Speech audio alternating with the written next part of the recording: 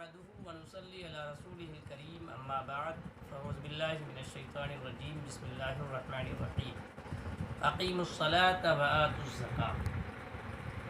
ناظرین کرام، رمضان کا یہ مقدس مہینہ ہمارے سامنے جلوہ فگن ہوا ہے، جس کی بہاریں، سعادتیں، برکتیں ہم حاصل کرنے کے شرف سے مشرف ہو رہے ہیں۔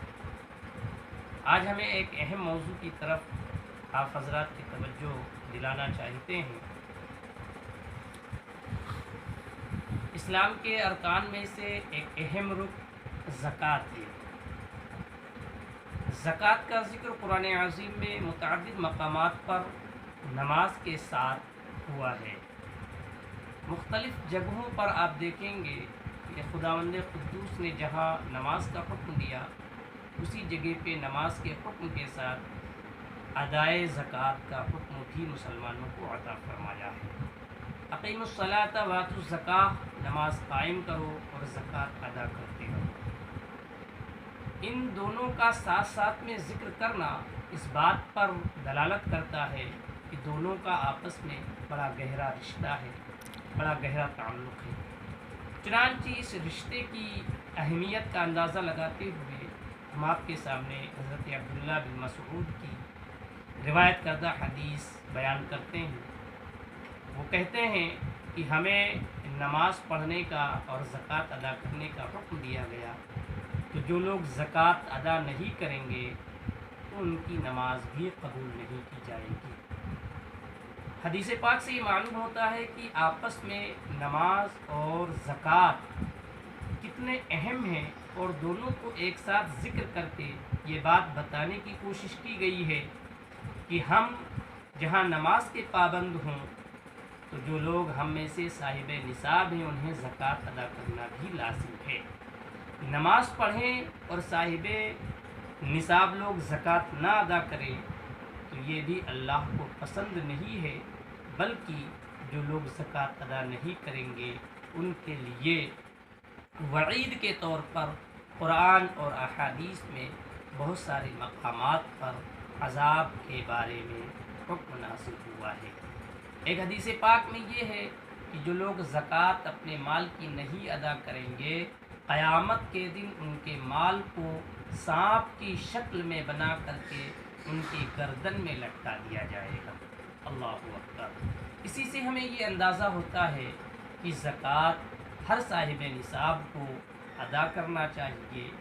آپ کے زکوٰۃ ادا کرنے سے یہ محسوس کریں کہ آپ کے سماج میں رہنے والا فقیر، غریب، مسکین، محتاج فائدہ اٹھاتا ہے اور اپنی ضروریات کو آپ کے مال زکوٰۃ سے ادا کرنے کی کوشش کرتا ہے۔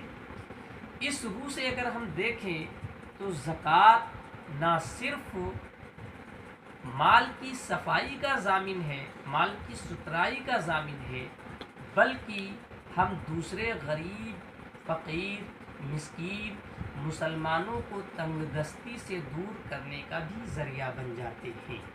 اس سے یہ پتہ چلتا ہے کہ انسانی سماج کو ترقی پہ لے جانے کے لیے زکوٰۃ کا بڑا اہم مقام ہے۔ اگر سارے لوگ جتنے صاحبان نصاب ہیں وہ سب کے سب دیانتداری کے ساتھ اپنے مال کی زکوٰۃ ادا کریں تو مجھے امید ہے کہ روئے زمین پر کوئی بھی شخص فقیر اور محتاج اور مسکین نہیں رہ جائے گا۔ زکوٰۃ ادا کرنے کے لیے کچھ چیزیں ضروری ہیں جس کا ہونا ضروری ہے۔ زکوٰۃ کا واجب ہونا اس شرط کے ساتھ ہے کہ وہ بندہ مالک نصاب کا مالک ہو، اس مال کے اوپر حولان حول یعنی 1 سال کا گزر جانا ضروری ہو، بالغ ہو، مسلمان ہو، عاقل ہو، مال کا قرض وغیرہ سے خالی ہونا بھی ضروری ہے۔ یہی چند صورتیں ہیں جس کی وجہ سے اس کے اوپر زکوٰۃ واجب ہو جاتی ہے۔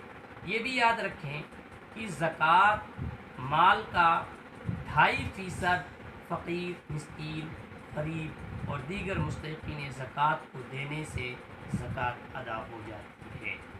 ہم اپنے ناظرین سے یہ امید کرتے ہیں کہ آپ میں سے جو لوگ صاحب نصاب ہیں وہ قرآن عظیم کے اس درس کو اور اس حکم کو تسلیم کرتے ہوئے اپنے مال کا 2.5% اپنے غریب، مسکین اور دیگر مستحقین زکوٰۃ کو دے کر کے ایک شرعی فریضے کو پورا کرنے میں کامیابی کی دولت سے مالا مال ہو۔ اللہ رب العزت ہم تمام صاحبان نصاب کو زکوٰۃ ادا کرنے